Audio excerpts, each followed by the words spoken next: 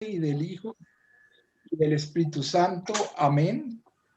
Yo quiero darle gracias al Señor porque nos tiene otra vez aquí reunidos, porque Él quiere de alguna manera que nosotros bebamos de esta belleza de agua de la encíclica que el Espíritu Santo inspiró en el Papa Francisco, y no solamente en el Papa Francisco, sino en muchas personas que le ayudaron a escribir esta encíclica.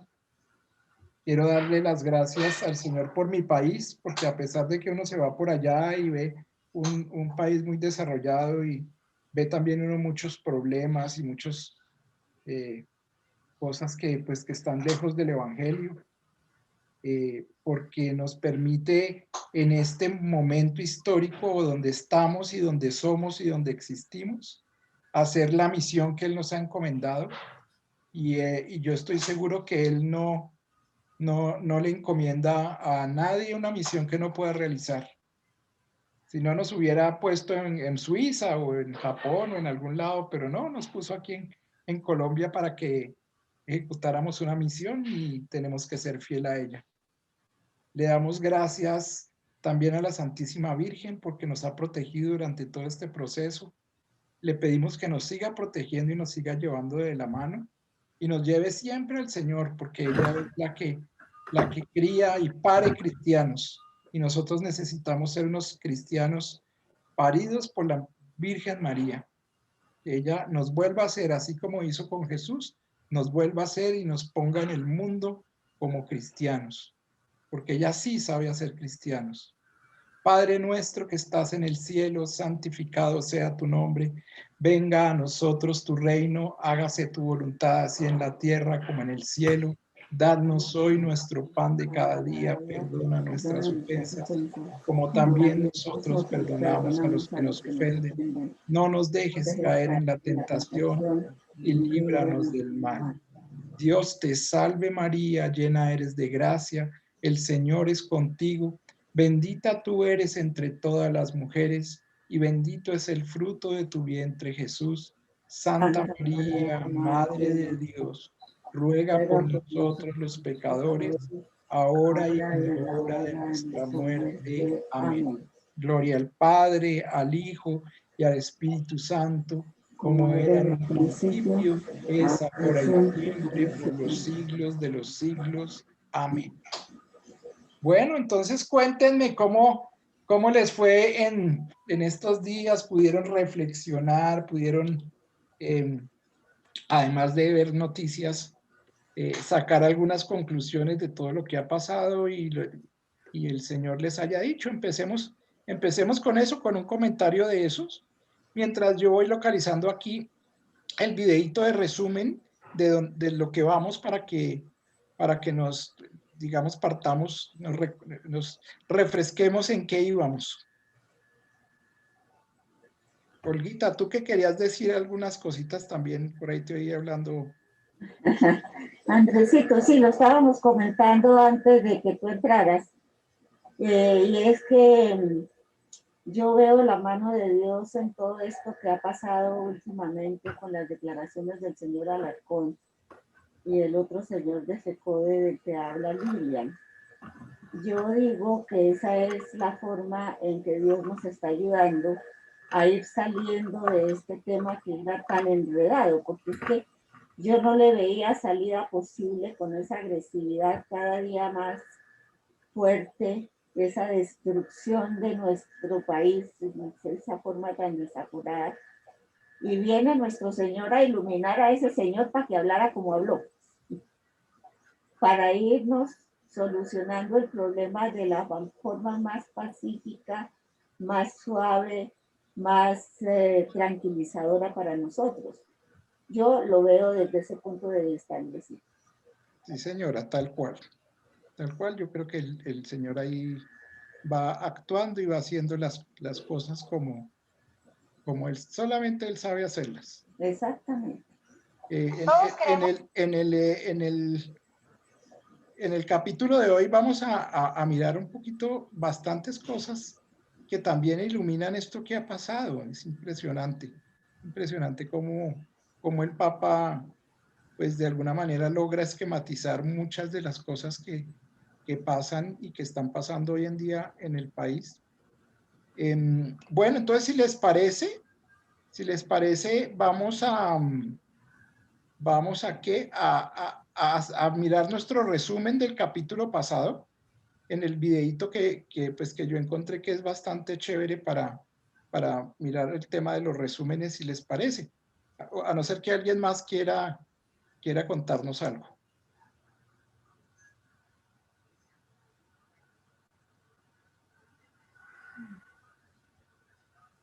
Listo, entonces voy a compartirles el video. Voy a compartirles el videíto. Que lo tengo aquí. Para que nos acordemos en qué íbamos. Es un videíto que dura, ya les digo cuánto dura. Bueno, aquí ya lo vamos a poder ver. Dura 5 minuticos. Entonces, ahí lo están viendo. Sí, Todavía señor. no, Andrés. Ok, ahí. Vemos la pantalla, pero no ha empezado. Ok, bueno, voy a empezar entonces ya el video. Y me dice, si no lo están oyendo, alguien me dice, por favor. Y se ve en una resolución muy baja.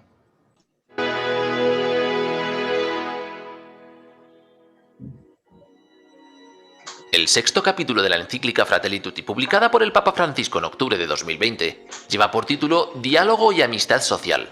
Comienza diciendo que necesitamos dialogar, y eso significa acercarse, expresarse, escucharse, mirarse, conocerse, tratar de comprenderse y buscar puntos de contacto en común. Vamos a resumir sus 8 apartados.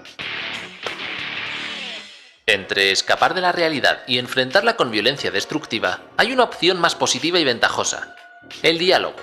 Se suele confundir con un febril intercambio de opiniones en las redes sociales, pero eso no son más que monólogos que no comprometen a nadie.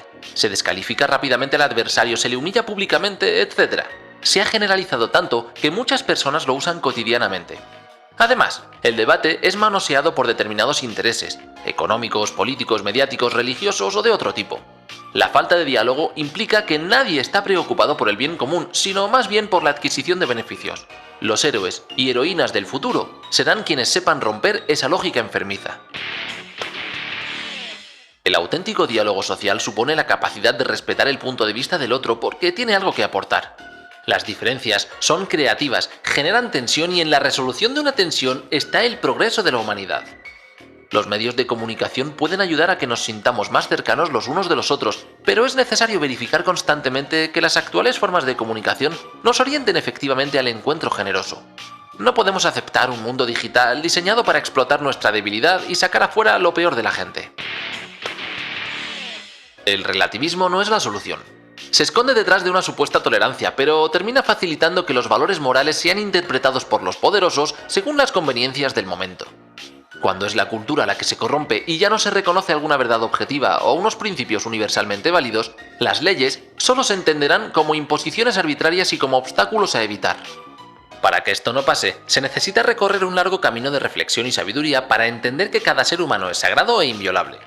Así no se evitará matar a alguien para escapar del escarnio social o del peso de la ley, sino por pura convicción. Es por ello que debemos adquirir la costumbre de desenmascarar las diversas maneras de manoseo, desfiguración y ocultamiento de la verdad. La inteligencia humana puede ir más allá de las conveniencias del momento y captar algunas verdades que no cambian, que eran verdad antes de nosotros y lo serán siempre. Solo así superaremos la lógica del fuerte contra el débil. En una sociedad pluralista, el diálogo es el camino más adecuado para llegar a reconocer aquello que debe siempre ser afirmado y respetado, y que está más allá del consenso circunstancial. Aceptar que hay algunos valores permanentes otorga solidez y estabilidad a una ética social. Y es que hay que aprender a preguntarse, si algo es siempre positivo para el buen funcionamiento de la sociedad, ¿no es porque detrás de ello hay una verdad permanente que la inteligencia puede captar? Por ejemplo, si siempre hay que respetar la dignidad ajena es porque nosotros no inventamos o suponemos la dignidad de las demás personas, sino porque hay efectivamente en ellos un valor que supera las cosas materiales y las circunstancias, y que exige que se les trate de otra manera. La vida es el arte del encuentro, aunque haya tanto desencuentro por la vida. En el punto 215 de la encíclica, el Papa Francisco recuerda que ha invitado muchas veces a desarrollar una cultura del encuentro y lo compara a la creación y mantenimiento de un poliedro con muchas caras diferentes que forma una misma unidad cargada de matices. Las diferencias conviven complementándose, enriqueciéndose e iluminándose mutuamente. De todos se puede aprender algo. Nadie es inservible ni prescindible. Hablar de cultura significa entender que se trata de algo que ha penetrado en el pueblo, en sus convicciones más entrañables y en su modo de vida, como cuando se tinta un tejido. Así, hablar de cultura del encuentro significa convertir en algo cotidiano apasionarse por encontrarnos, buscar puntos de contacto, tender puentes y proyectar algo que nos incluya a todos. Y muchas personas huyen de ello porque no es fácil. La paz social es trabajosa, porque se trata de un proceso artesanal que requiere de un esfuerzo activo. Encontrarse con la otra persona implica desarrollar el hábito de reconocerle su derecho de ser ella misma y de ser diferente. Sin ello, los sueños de libertad, igualdad y fraternidad se quedan en el nivel de las ideas que no se materializan. La búsqueda de la falsa tolerancia tiene que ceder el paso al realismo dialogante de quien cree que debe ser fiel a sus principios, pero reconociendo que la otra también tiene el derecho de tratar de ser fiel a los suyos. El individualismo consumista provoca mucho atropello, pero Francisco nos recuerda que todavía es posible optar por el cultivo de la amabilidad. Hay personas que lo hacen y se convierten en estrellas en medio de la oscuridad. El capítulo termina diciendo que la amabilidad es una liberación de la crueldad, la ansiedad y la urgencia distraída. El cultivo de la amabilidad no es un detalle menor ni una actitud superficial, puesto que supone valoración y respeto. Cuando se hace cultura en una sociedad, transfigura profundamente el estilo de vida en ella. Aquí termina el capítulo. En el próximo vídeo resumiré el siguiente, que lleva por título Caminos de Reencuentro. Nos vemos allí. Ok, entonces, fíjense que en el capítulo 6, él planteó todo un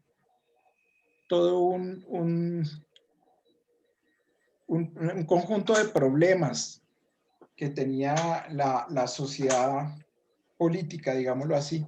Y en el capítulo 7, digamos que empieza a dar soluciones a toda esta problemática. Y ese es, digamos, lo que vamos a leer hoy. Entonces, hoy es el capítulo 7. Comenzamos con el numeral 225. Voy a leer el 225 y de pronto, no sé si Marcelita me puede ayudar preparándote para el 226. Y bueno, empecemos por acá. Entonces él empieza hablando de caminos de reencuentro, es el título de este capítulo. Dice, en muchos lugares del mundo hacen falta caminos de paz que lleven a cicatrizar las heridas. Se necesitan, oigan bien, artesanos de paz dispuestos a generar procesos de sanación y de reencuentro con ingenio y con audacia. Y ahí es donde nos involucramos nosotros. Nosotros tenemos que ser artesanos de paz. Pero no cualquier artesano de paz, tenemos que hacerlo con ingenuidad y astucia, ¿sí? Como dice en el Evangelio. En el Evangelio dice, ser astutos como la serpiente. Entonces digamos, tenemos que ser... y yo diría que la primera astucia de nosotros los cristianos empieza con el ejemplo. Nosotros tenemos que vivir de manera cristiana, tenemos que pensar como piensa Cristo, porque es que el cristianismo no es, ya se los he dicho varias veces, no es una filosofía ni una ideología, ¿sí? Sino es una manera de vivir. Y es una manera de vivir al ejemplo de una persona. Y es una manera de vivir al ejemplo de Jesucristo. ¿Y dónde conocemos a Jesucristo? ¿Cómo vivió? ¿Cómo vive? Porque pues Él sigue viviendo, ¿no? Porque Él resucitó. Entonces, en las Escrituras, primeramente, ¿no? En las Escrituras. Segundo, en la iglesia, en la tradición de la iglesia.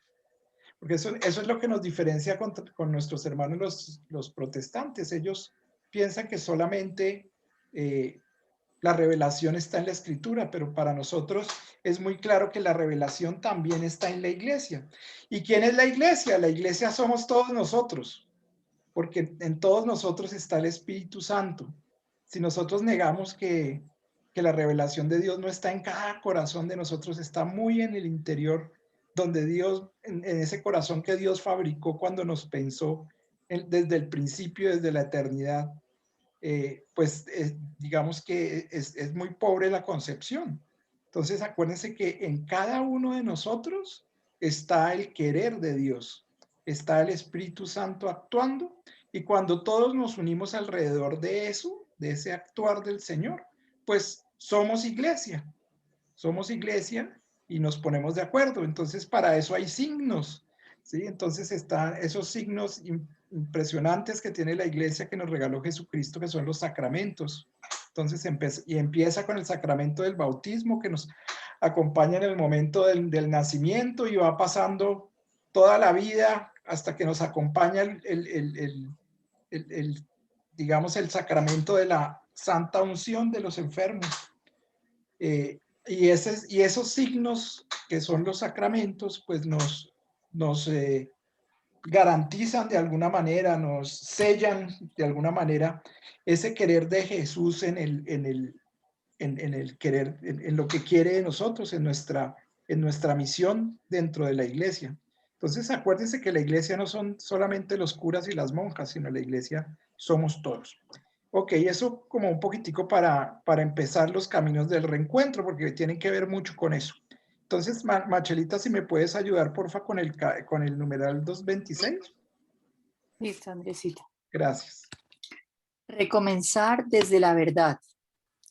Reencuentro no significa volver a un momento anterior a los conflictos. Con el tiempo, todos hemos cambiado. El dolor y los enfrentamientos nos han transformado. Además, ya no hay lugar para diplomacias vacías, para disimulos, para dobles discursos, para ocultamientos, para buenos modales que esconden la realidad. Los que han estado duramente enfrentados conversan desde la verdad clara y desnuda. Les hace falta aprender a cultivar una memoria penitencial capaz de asumir el pasado para liberar el futuro de las propias insatisfacciones, confusiones o proyecciones. Solo desde la verdad histórica de los hechos podrán hacer el esfuerzo perseverante y largo de comprenderse mutuamente y de intentar una nueva síntesis para el bien de todos. La realidad es que el proceso de paz es un compromiso constante en el tiempo. Es un trabajo paciente que busca la verdad y la justicia, que honra la memoria de las víctimas y que se abre paso a paso a una esperanza común más fuerte que la venganza. Como dijeron los obispos del Congo con respecto a un conflicto que se repite, los acuerdos de paz en los papeles nunca serán suficientes. Será necesario ir más lejos, integrando la exigencia de verdad sobre los orígenes de esta crisis recurrente. El pueblo tiene el derecho de saber qué pasó. Bueno, yo aquí subrayo como dos cosas. Una que me marcó hartísimo es que dice al principio, en el segundo renglón, dice: el dolor y los enfrentamientos nos han transformado. Y ahí es donde yo me pregunto, nosotros a veces queremos echarle tierrita al dolor y queremos echarle tierrita a los enfrentamientos. Y decir, ay, no, dejemos así la cosa. Pero resulta que el dolor y los enfrentamientos nos transforman. El dolor y los enfrentamientos en lenguaje cristiano se llaman crisis. Y las crisis siempre las vamos a tener a lo largo de nuestra vida. Seamos o no digamos, muy cristianos, muy seguidores de las normas, de los mandamientos. Eso no nos garantiza nada. Así recemos muchos rosarios y nos vayamos todos los días a misa. Nosotros somos personas y en este mundo somos personas limitadas y caducas. Entonces, estamos siempre a merced de la crisis. Y esa crisis yo la veo de una manera, digamos que es como una gracia, un regalo que nos da el Señor, porque en esas crisis nosotros entendemos que nos estamos transformando. Y lo importante de la crisis es entender eso. es levantarse, obviamente, porque pues si se queda uno ahí, pues se acabó.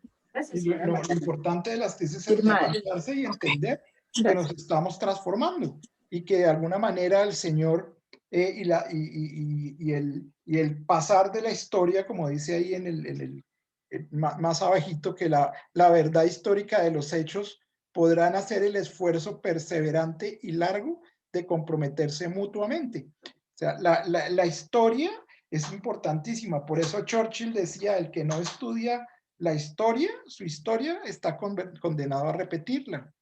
Y eso nos suele pasar mucho a nosotros en nuestro actuar personal, en nuestro actuar social, sobre todo en este país se nos olvidan quiénes fueron las familias que nos robaron, ¿sí? Y volvemos y elegimos a los mismos, al tío, al primo o al otro de la familia que nos robó.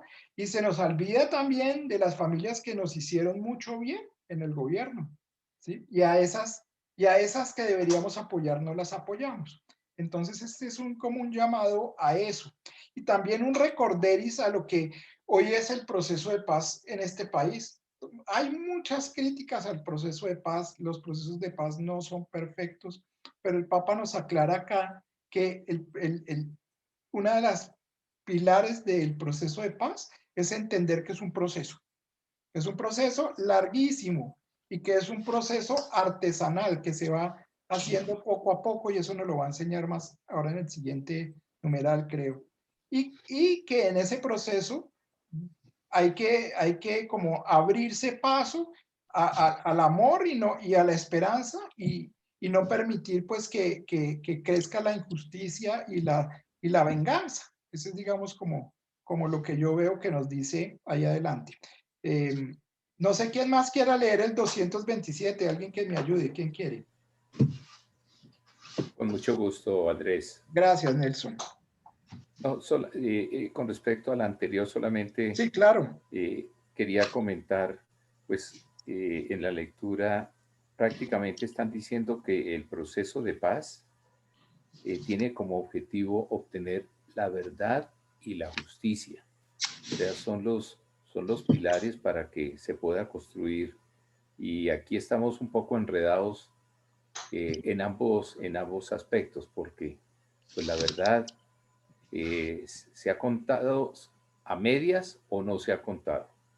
Y la justicia, pues ya sabemos todos que desafortunadamente nuestro esquema de justicia deja mucho que desear y las víctimas, estoy seguro, no van a, o hasta este momento no sienten tranquilidad en su corazón por saber que, no que se vengaron, pero sí que quienes cometieron contra sus seres queridos tuvieron algún tipo de castigo, por llamarlo de alguna manera. Eso era el comentario, Andrés. Gracias. Nelson y Andresito, yo también quería poner mi punto de vista. Yo pienso que nuestro proceso de paz, lo que dice el Papa, pues es muy altruista y lo que está diciendo, pues Andresito, que es un proceso y los procesos son y van paso a paso. Por eso son procesos, pero resulta que es que yo siento que el nuestro nació mal, es decir, el no escuchar la voz de la mayoría del pueblo, el haber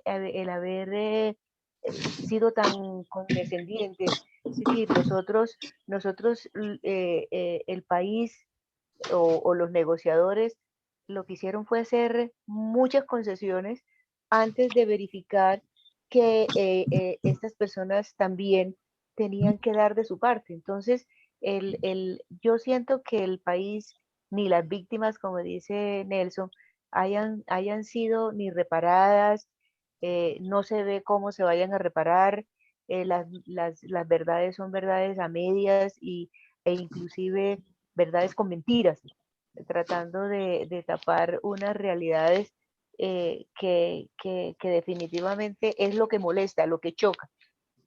Sí, es bueno ir paso a paso, pero también yo siento que fue que nosotros dimos y no exigimos. Estoy de Mi acuerdo. opinión. Sí, pero yo pienso también que, bueno, esperemos un poquitico, avancemos en lo que nos va a decir el Papa hoy en día en la encíclica, porque él dice que eso se puede enderezar. Y yo estoy de acuerdo con Amparito, eso empezó mal porque empezó como un acuerdo ahí como de palmaditas en el brazo y no más, y unos acuerdos ahí escritos, pero en realidad pues le faltó el fondo. Ok, entonces, ¿quién me Andresito, ayuda? perdóname. Nelson iba a leer el 227, ¿no es cierto? Claro que sí. Por favor. Dice, en efecto, la verdad es una compañera inseparable de la justicia y de la misericordia. Las tres juntas son esenciales para construir la paz y por otra parte, cada una de ellas impide que las otras sean alteradas. La verdad no debe, de hecho, conducir a la venganza, sino más bien a la reconciliación y al perdón. Verdad es contar a las familias desgarradas por el dolor lo que ha ocurrido con sus parientes desaparecidos. Verdad es confesar qué pasó con los menores de edad reclutados por los actores violentos. Verdad es reconocer el dolor de las mujeres víctimas de violencia y de abusos. Cada violencia cometida contra un ser humano es una herida en la carne de la humanidad. Cada muerte violenta nos disminuye como personas. La violencia engendra violencia, el odio engendra más odio y la muerte más muerte. Tenemos que romper esa cadena que se presenta como ineludible. Miren, aquí yo me acuerdo y se me viene a la memoria lo que nos decía el padre Humberto en clase de antropología hace por ahí unos 10 años. Y decía que la violencia es como una bola de nieve. Y esa bola de nieve cuando la botan por la montaña, pues se va agrandando y agrandando y agrandando tanto que pues llega a ser un momento que es,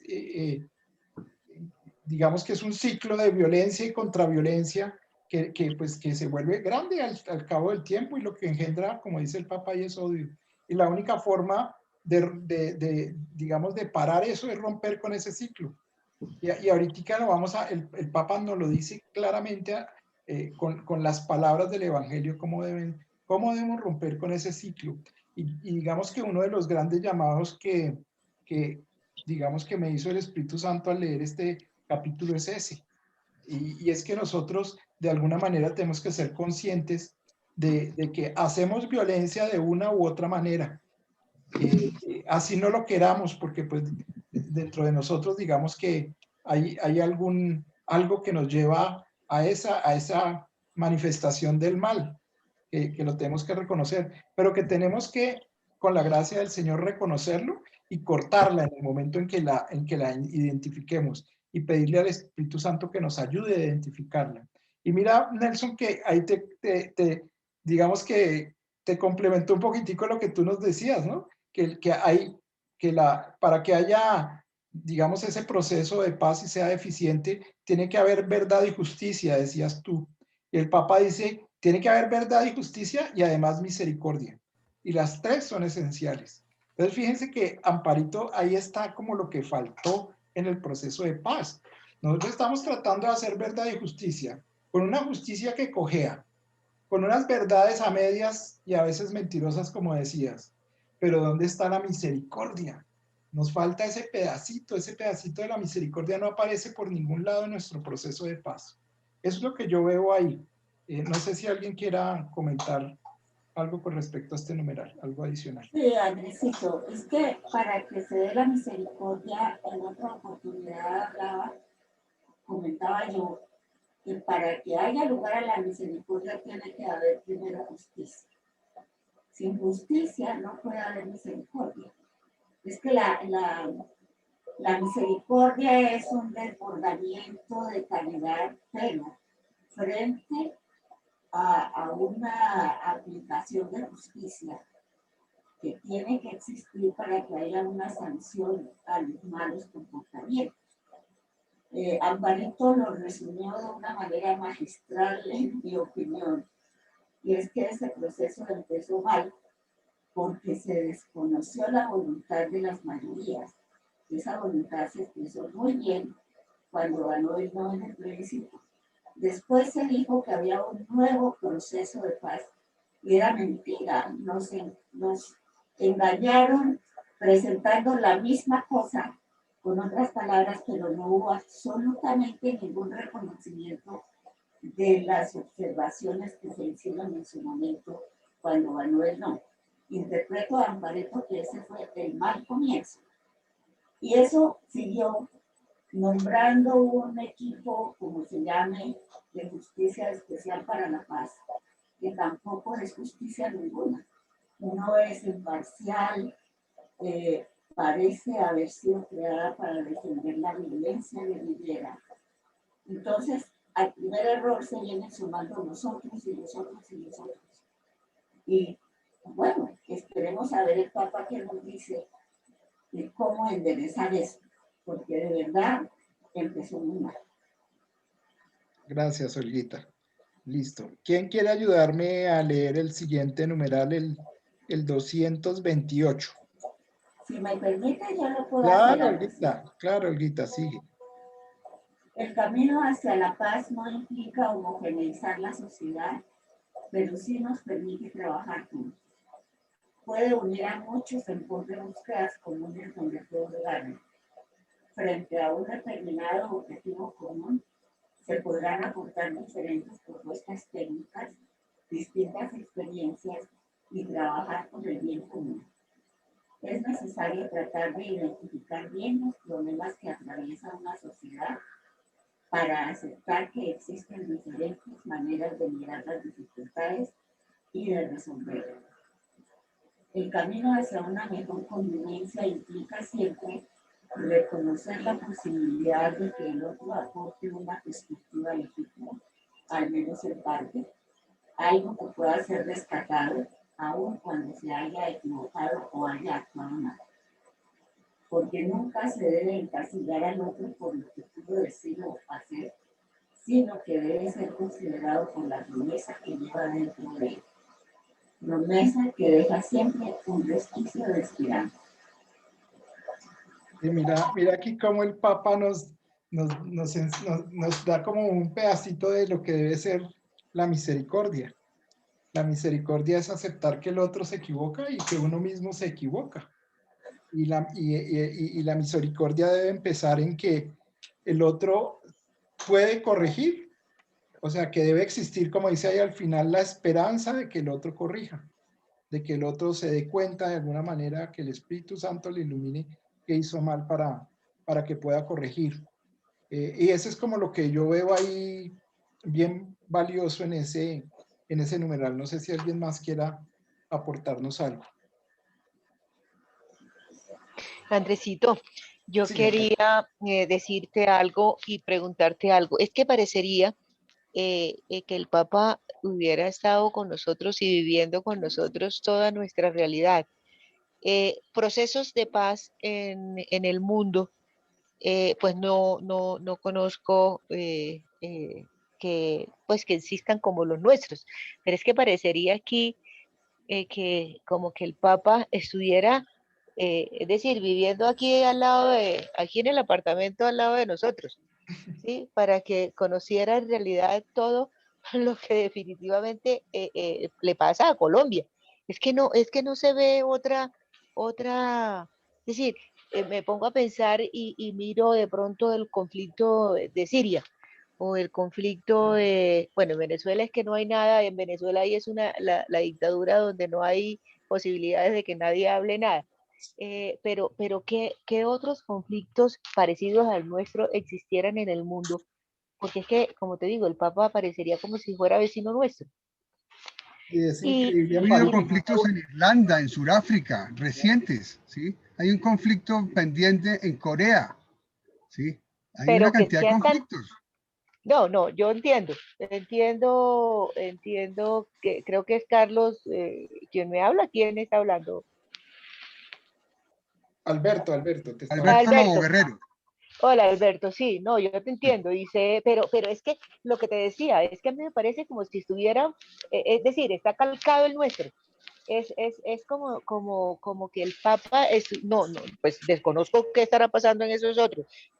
Nuestro está con una guerrilla latente todo el tiempo y si 50, 60 o más años de conflicto guerrillero, con todos lo que nosotros ya sabemos y conocemos, pero es que si nos damos cuenta, la encíclica que está hecha para el mundo entero, eh, eh, parecería como si nos estuviera fuera hablando, oiga, señores, ustedes. Eso es verdad. Es mi opinión, Eso es verdad, yo también me he dado cuenta de eso, pero mira, si nosotros tenemos nuestro conflicto, lo conocemos muy bien, pero la verdad yo he estudiado no muchos conflictos, pero otro par de conflictos muy parecidos, o digamos que no muy parecidos, pero guardando las proporciones de la distancia, y el Papa lo menciona más abajo hablando de los obispos del Congo, por ejemplo.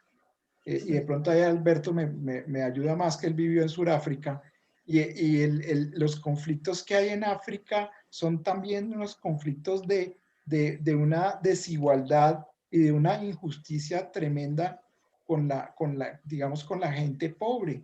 Y eso produce guerra, y produce guerrilla, y produce, digamos, esa desigualdad, esa falta y ausencia de la justicia.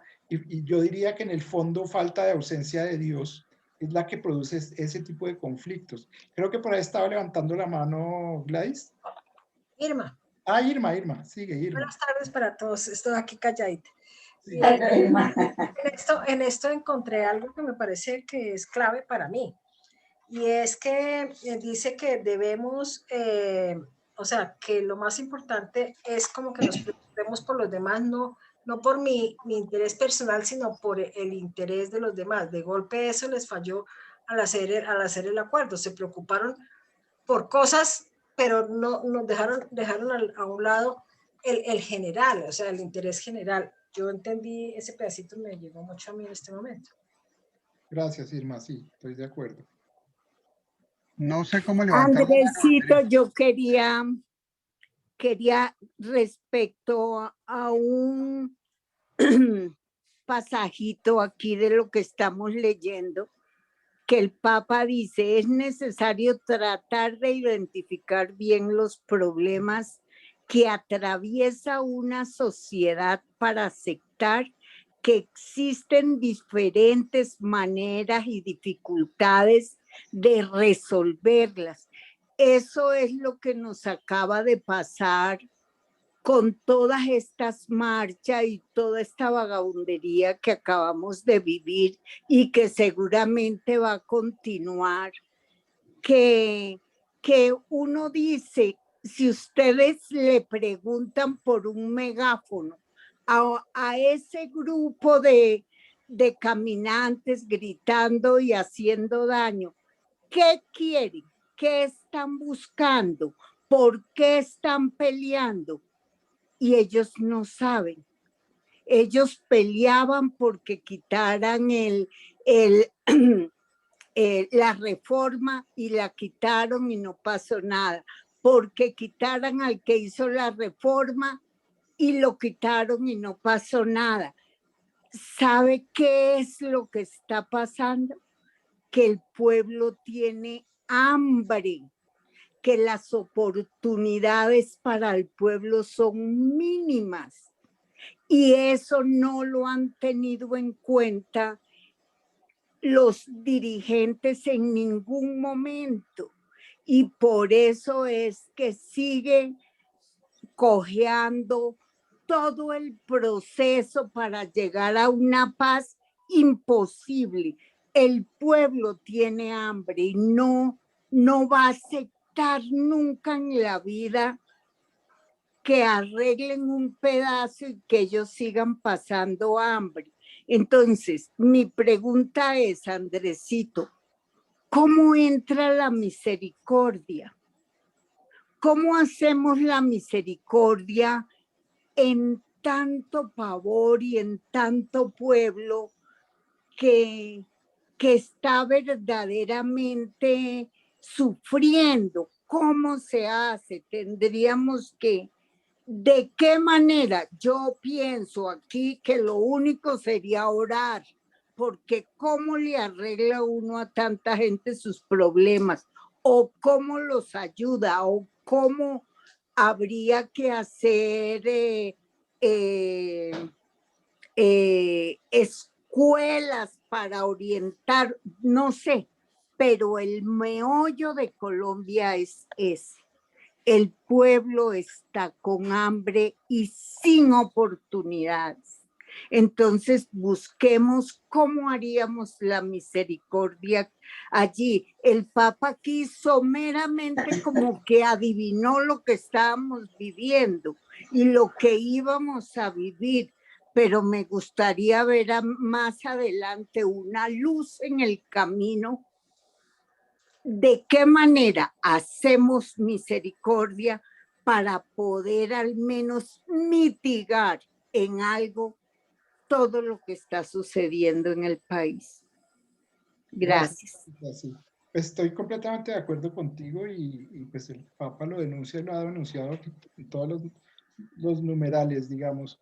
¿Qué te pudiera decir yo desde el corazón? Sí, estoy de acuerdo que la oración es pilar para eso, pero la oración tiene que venir acompañada de acción, como nos enseñó San Pablo. Y esa acción no empieza así, bueno, el Espíritu Santo nos inspirará a cada uno lo que tiene que hacer, pero esa acción comienza en el corazón de cada uno de nosotros.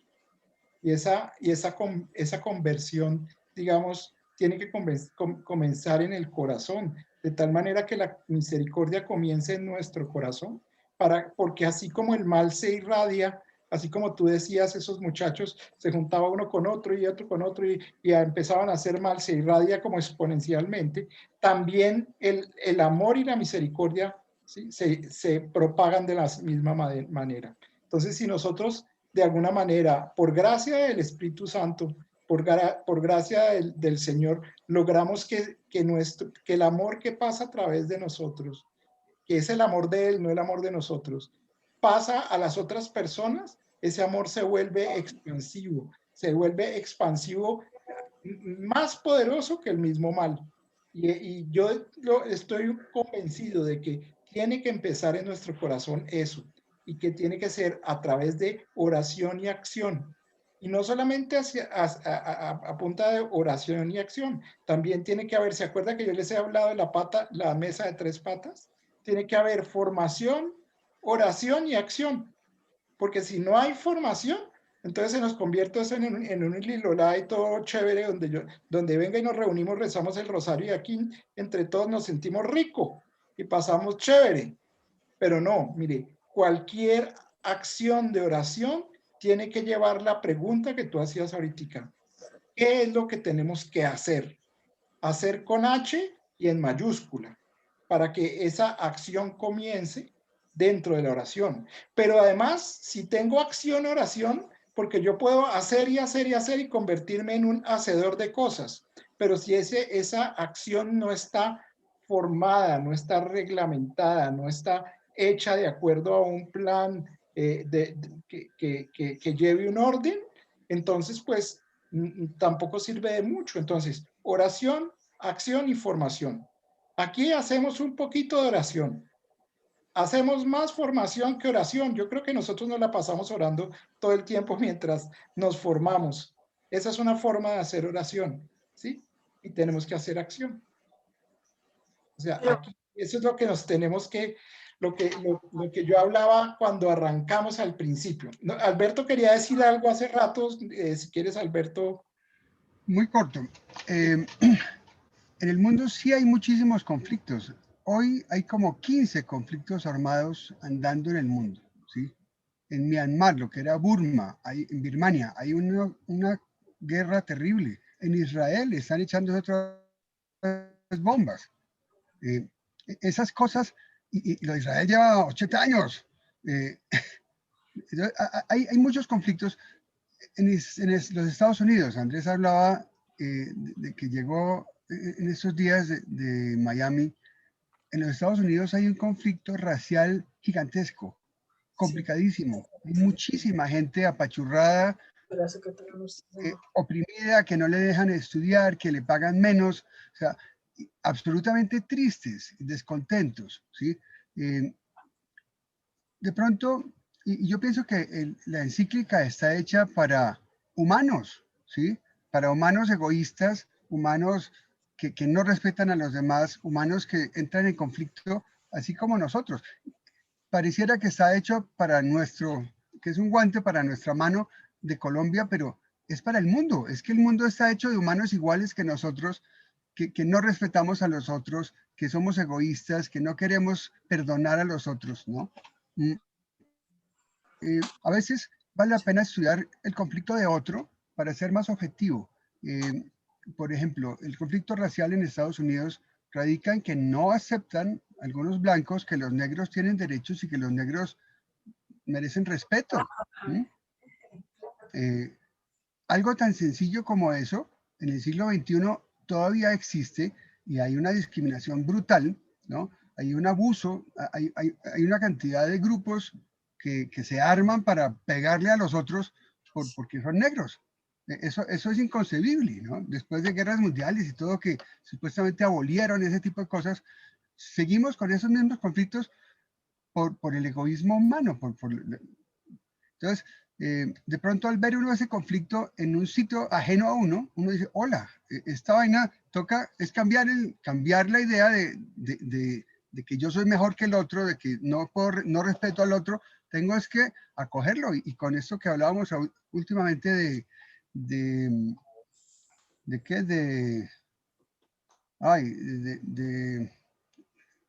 ¿La misericordia? La misericordia, sí, exactamente. De ser misericordioso.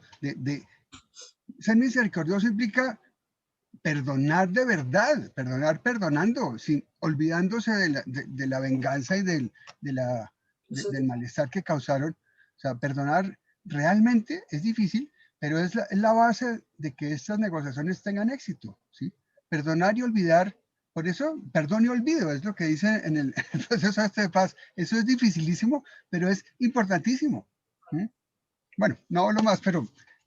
Alberto. Gracias, Alberto. Alberto y Andresito, discúlpame, Alberto. Es que cuando yo hacía referencia a los diferentes conflictos, pues de pronto no me expresé como debía hacerlo, sino que yo lo que estaba pensando era en procesos.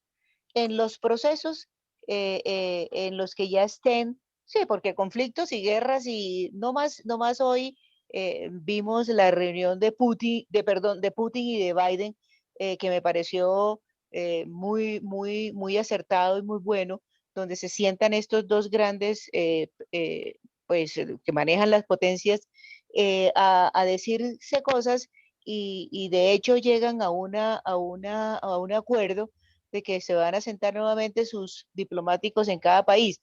No, yo estaba refiriéndome era a los procesos y que la encíclica del Papa estaba hecha casi calcando nuestro proceso, como decía Andresito, que teníamos que ver, es un proceso y el proceso conlleva todas estas cosas. Poco a poco, tarea por tarea, lo que dices tú, perdonar, pero ese perdón debe venir acompañado de un arrepentimiento y de una reparación y de lo que estamos diciendo, misericordia de parte y parte, porque es que misericordia si no viene de aquí y no va de allá, o no viene de allá y no va de acá, entonces no estamos haciendo proceso. Entonces a eso me refería, Alberto. Conflicto sé que lo que hay, procesos era lo que yo estaba haciendo y preguntando si exactamente hay procesos en los que estemos al igual que nosotros. Ha habido procesos de paz largos en Irlanda, por ejemplo, ¿sí? Hubo un proceso de como de 30 años de negociaciones. En Sudáfrica duraron también muchísimo tiempo poniéndose de acuerdo para acabar el apartheid, ¿no? Ese proceso duró 60, 80 años, el de Sudáfrica. Y hubo como 6 procesos fallidos de negociación de paz porque volvían a atacarse. Bueno, digamos, nuestro proceso no es único, es absolutamente común, porque somos humanos, ¿sí?, egoístas y que queremos apachurrar al otro. Miren, ¿no? Los invito a que leamos... Colombia la cosa. Los invito a que leamos el numeral 229 que aclara un poquitico y da luz sobre eso. ¿Quién lo quiere leer? El 222. A ver, yo te lo leo, Andresito. Listo, el 229. Sí. Listo. Como Dale. enseñaron los obispos de Sudáfrica, la verdadera reconciliación se alcanza de manera proactiva, formando una nueva sociedad basada en el servicio a los demás, más que el deseo de dominar una sociedad basada en compartir con otros lo que uno posee, más que en la lucha egoísta de cada uno por la mayor riqueza posible. Una sociedad en la que el valor de estar juntos como seres humanos es definitivamente más importante que cualquier grupo menor, sea este la familia, la nación, la raza o la cultura. Los obispos de Corea del Sur señalaron de una verdadera paz solo puede lograrse cuando luchamos por la justicia a través del diálogo, persiguiendo la reconciliación y el desarrollo mutuo. Increíble cómo ahí nos dio dos ejemplos, ¿no? Los obispos de Sudáfrica y los obispos de Corea. Y miren que lo bonito está en que sean los obispos.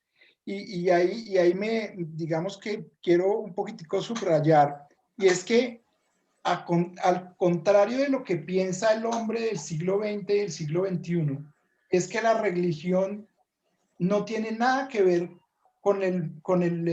digamos, con el movimiento social, económico del hombre, del avance del mundo. La iglesia, ¿sí?, ha sido la que le ha dado luces a lo largo del tiempo, y no solamente la iglesia católica, sino también, por ejemplo, los judíos durante mucho tiempo antes de Cristo fueron los que le dieron luz a los movimientos sociales y políticos, y son los que iluminan. Y hoy en día los obispos de diferentes sitios del mundo están iluminando el quehacer político y el deber ser, digamos, de la justicia, de la verdad y de la misericordia, que era lo que decía el numeral 229. Pero miren, yo les quiero leer el 230, que dice: el esfuerzo duro por superar lo que nos divide sin perder la identidad de cada uno, supone que en todos permanezca vivo un básico sentimiento de pertenencia. Porque nuestra sociedad gana cuando cada persona, cada grupo social se siente verdaderamente de casa. En una familia, los padres, los abuelos, los hijos son de casa. Ninguno está excluido. Si uno tiene una dificultad, incluso grave, aunque se la haya buscado él, los demás acuden en su ayuda, lo apoyan. Su dolor es de todos. En las familias todos contribuyen al proyecto común, todos trabajan por el bien común, pero sin anular al individuo. Al contrario, lo sostienen, lo promueven. Se pelean, pero hay algo que no se mueve. Es el lazo familiar. Las peleas de familia son reconciliaciones después. Las alegrías y las penas de cada uno son asumidas por todos. Eso sí es ser familia. Y aquí está lo que me pone la carne gallina.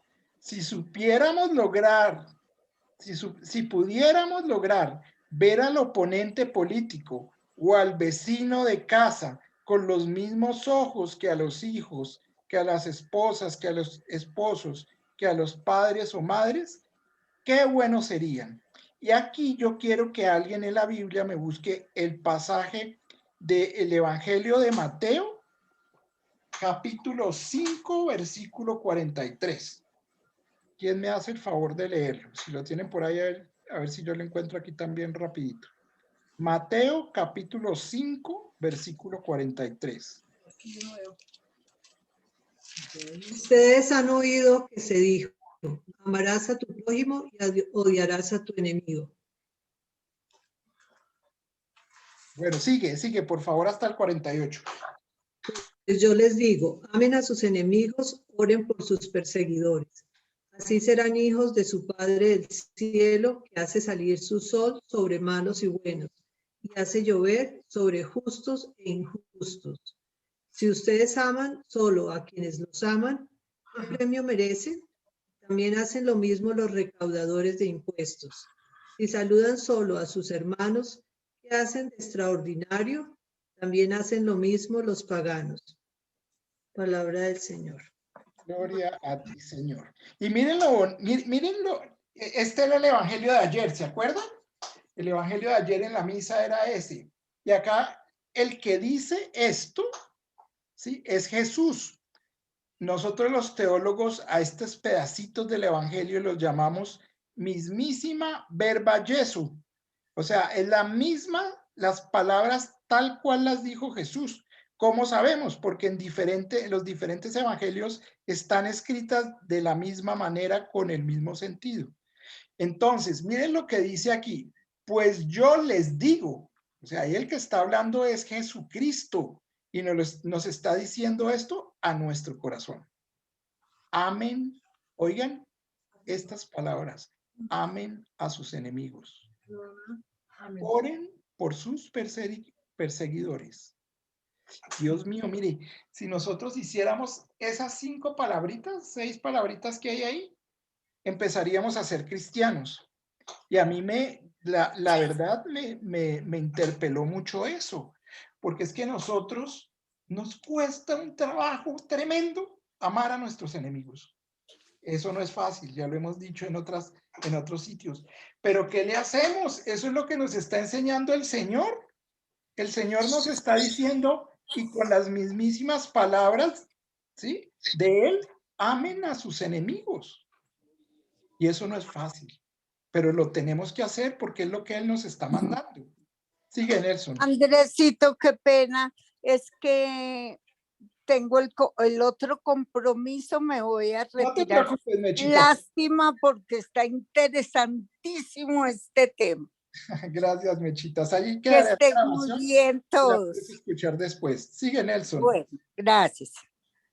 Gracias, Andrés. No, básicamente, el amar a los enemigos implica desarrollar una habilidad que es la asertividad. Nos cuesta mucho ser asertivos. O sea, decir cuando por alguna razón nos sentimos atacados, ofendidos, tener el coraje para de una manera respetuosa, amable, dejarle ver al otro que no está actuando bien con uno y de alguna manera invitarlo a reflexionar para que cambie su comportamiento. Pero nos falta enfrentar las cosas, tener el coraje para pararnos firmes y tener la valentía de decir usted no lo está haciendo bien por esto y por esto. Y de alguna manera cuestionar a quien nos está ofendiendo o nos está haciendo daño. El ser asertivos creo que es una habilidad que debemos trabajar. Ese era el punto. Gracias. Gracias, Nelson. Yo le agregaría a lo tuyo, que está muy bien, ser asertivos. Le agregaría que para amar al enemigo hay que tomar la decisión de hacerle el bien. Solamente tomar la decisión. Para amarlo no tiene que ser con el sentimiento. Simplemente, como dice Nelson, mire, digámosle lo que no nos gusta con mucho respeto, con mucho cariño, ¿sí? Y además, tomemos la decisión de hacerle el bien. Porque de esa manera él no se va nunca a poder devolver contra nosotros. Contra el amor, ¿quién pelea? Contra el que le hace el bien, ¿quién pelea? Ese es, digamos, como una de las grandes enseñanzas de Jesús. Bueno, ¿alguien más quiere opinar algo sobre esto? Nos quedan como unos 5 minuticos. Sí, Andresito, yo quisiera volver un poquito sobre las palabras de Mechitas. Comparto plenamente con ella ese sentimiento de impotencia del que ella habla, que cómo hace uno para solucionar el habla de tanta gente. Pero es que en alguna otra parte de la encíclica, hace ya bastantes días, se nos decía algo parecido a que, bueno, cada uno en su ambiente, en el ámbito que lo rodea, puede hacer bastante. O sea, si yo soy empresaria, tengo X número de empleados a mi cargo, ¿qué puedo hacer yo? Pagarles salarios justos, tratarlos bien. Eso no quiere decir que no les pueda exigir un trabajo serio, productivo, dentro de todas esas normas. Pero si cada uno en el ámbito que nos rodea le puede calmar el hambre a una persona de su entorno, eso es hacer, y es hacer mucho. Si cada uno hiciera eso en su ámbito, como tú dices, eso es exponencial el efecto. Entonces, sí es cierto que el problema es gravísimo, enorme, nos apabulla, pero también es cierto que sí podemos hacer lo que esté al alcance de cada uno. Gracias, Olguita. Sí, Andrés, yo quería decir algo respecto a eso. Lo primero que yo identifico es, por ejemplo, en el caso de Colombia, que hay hambre. ¿Qué puedo hacer yo personalmente por eso? Yo puedo educar a mis hijos de que no desperdiciemos la comida. ¿Por qué? Porque mientras, o sea, vamos a un lugar, dejan la mitad, no señor, se tiene que comer todo. Allá afuera hay personas que no tienen que comer. Entonces la gente se va acostumbrando de que por lo menos tiene que ser racional. Eso es un problema grandísimo, la botada de la comida. Tú vas al Éxito, a donde quieras, la gente pide un almuerzo y bota la mitad. Eso me parece, yo, pues no es que me crea santa, pero yo hago eso. Aquí en mi casa no se puede botar un grano. Si viene una visita, sírvase lo que le corresponde, no me deje nada. Me dejan, qué pena, se lo sirvió, se lo tiene que comer. Puede que aparezca odiosa, puede que lo que usted quiera, pero es que realmente es un problema el no tener que comer. Porque a nosotros tenemos desayuno, medias nueve, almuerzo, 11, comida y nos da hambre. Un momento que uno dice, brutas, tengo hambre. ¿Cómo va a tener hambre? ¿Cómo no vamos a pensar en la persona que está pidiendo ayuda? Ese es un punto que pues yo, lo que les digo, no soy santa, pero yo lo practico. Y creo que eso es un punto que nos puede ayudar a todos. Es un buen ejemplo. Esas políticas ayudan. Pero mira que a mí me ha enseñado un poquitico la vida, y es que cuando uno ve a una persona con hambre, uno tiene que ayudarle a que coma un poquito, pero también tiene que ayudarle a que tenga más oportunidades. Entonces uno debe esforzarse como en hacer como una promoción que se llama más integral.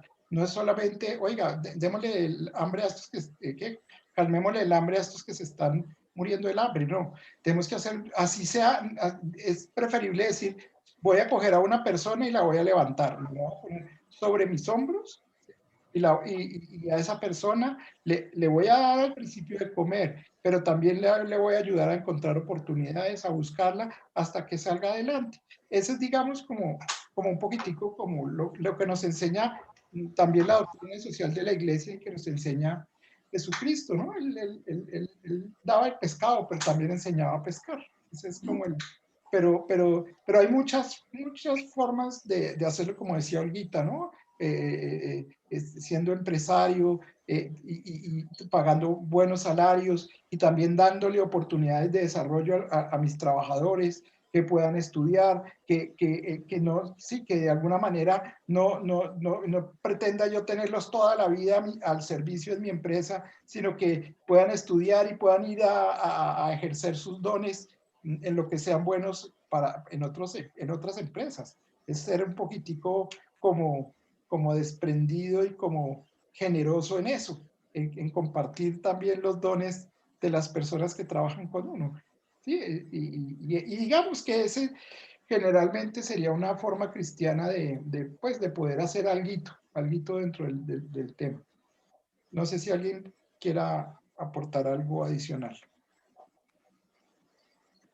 Pues yo quisiera decir, Andresito, que lo que yo creo es que aquí lo que nos está faltando es educación, porque inclusive las señoras madres de familia que tienen hambre, sus hijos no saben cómo distribuir los alimentos, no saben cómo economizarlos, no saben que es mejor comprar una bolsa de leche que una gaseosa, no saben que es mejor comprar un huevo a un pan, para poder alimentar bien a los hijos. Y nadie les ha enseñado eso. Culpa de nadie, pero aquí lo que nos falta es educación.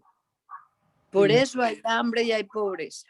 Sí, Margarita, además de eso, sí, además la formación, tiene que haber formación y tiene que haber promoción de las personas, porque, y digamos que en eso, pues nosotros casi que todos podemos ayudar, porque de alguna manera el Señor nos puso alguna forma de educarnos y podemos ayudar, yo diría que muchísimo en eso.